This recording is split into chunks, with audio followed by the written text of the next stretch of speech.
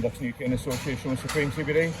Adam Smith, it's not a bad night over here in Sunderland. I've enjoyed it. I haven't been to Sunderland for some years. We used to come here quite regularly with Frank Maloney and the likes of Tony Jeffries, and yeah, I loved it here. Billy Hardy, obviously, back in the day.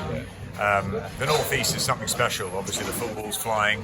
Sunderland doing well here. Newcastle Premier League teams, and I think boxing can really be built. I thought Pat McCormack was superb tonight. I thought it was an incredible exhibition of how to box and not get hit, which is the idea of the sport. And Pat's fundamentals are so good, and he listened to Ben Davidson. And yeah, look, I mean, I think if you can build something special here, with Troy Williamson as well, and that, you know, come from behind stunner of Mark Dickinson. It was a really good night. You know, Leo Atang looked brilliant again, really composed in the very short time we saw him, and TMA 8 I think is going to be an absolute superstar. So I think, look, it was a really good night, great crowd. The venue's very different to when I came here when it was the Rainton Meadows Arena, but yeah, it's brilliant being back up in the North East.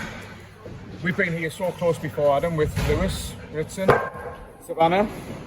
How important do you think it is for an area, working class area like from here, to have a boxing superstar, to make boxing a home again? Yeah, of course it is. You know, over the years, Glenn McCrory, Billy Hardy, I remember Nigel Wright having a good run from Crook, Michael Hunter, so many good names from the North East. Lewis Ritson, obviously, a very fan-friendly. Savannah won a lot of her fights away from the North East, but yeah, and I think that Pat McCormack is the sort of guy who could rev it up here. I think he's that good. I think he's going to become a world champion. If he keeps focused, if he keeps dedicated, if he keeps listening to Ben, if they're getting the right fights, maybe Conor Walker next, an international opponent, I'd strike with him for a world title back end of 26. There's a queue here for me, Adam, so I'll ask you a couple of questions away from this. Obviously a huge fight next week, Canelo Crawford. Photos in social media, Crawford's really beefed up by the looks of it. Does that sway your opinion on how the fight's going to go? I think Terence Crawford wins the fight. I've always thought that since it was first announced. I love Canelo. I'm a big fan, but he's had nearly 70 fights. I don't think he's looked his best of late. And Bivol beat him, and so did Mayweather back in the day. And I think that Terence Crawford is a very, very special fighter. I don't think he's as known in the casual audience, and I think live on Netflix next week it's going to be his coming out party. I think he'll just be too cute and too quick, and I think his boxing IQ will win the fight. But Canelo can never be written off. He'll want it so badly in front of his home support, you know, Vegas and Mexico, and especially in the middle of September, it's his time of year. And I just got a feeling that this is Crawford's one, and look, I know a lot of people will go for Canelo, but for me, yeah, Crawford comes up and outboxes him. Another great fight announced tonight, Joseph Parker against Fabio Wardley. Love that fight.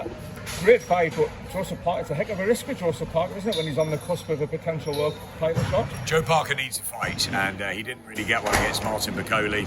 Daniel LeBlanc in the opposite corner, and that would have been really interesting, but of course Piccoli came in short notice, so it was an easy night for Joe Parker, and he can't get Alexander Usyk into the ring at the moment, so he needs to fight, and I think it's a great fight. I think Fabio Wardley, we know that his power got him out of trouble against Justice Hooney at Portman Road. He's undefeated. It's a step up for Fabio, obviously, but it's a risky fight for Joe Parker, so I think the fans win.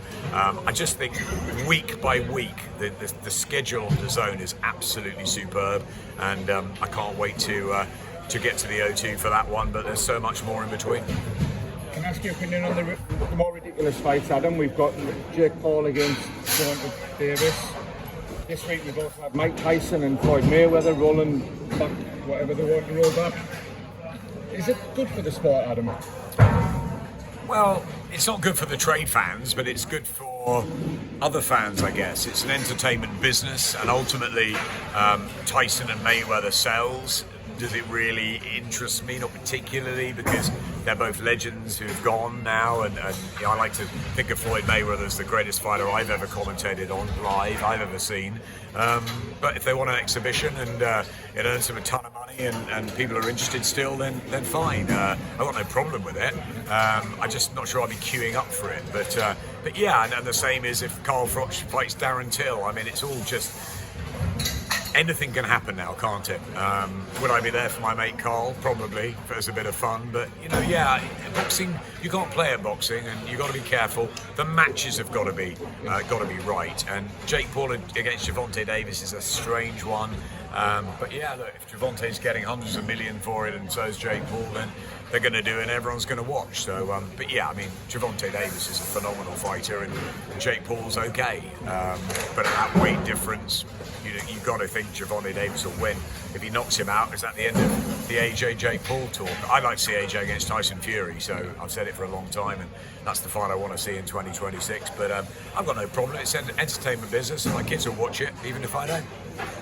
You know Carl, as you said, do you think there's any chance he'll come into the ring against Darren Till or anyone? Depends how much money is on the table. Carl is my mate. I've said it before that when Gennady Golovkin fought Kell Brook and Carl had been retired for a while, Gennady was stalking the ring after the victory, and he looked down at Carl, and Carl got up. And I said, "What are you doing?" And he went, "I'll have a bit." And I said, You've had your nose done, sit down, you're this side of the ropes now. Carl's a legend of the sport, and what he's doing with his channel is hysterical and fun, and I don't know, look, the way he was eating the apple at the end of it's just typical Carl Froch. Look, if my mate gets in there with Darren Till, I'll go and cheer him on. I've cheered his brother on, the Renovator Lee, and I would cheer Carl on. Do I really want to see it? Not particularly, but if it's on, I'll be there, I guess. Very last one, Adam.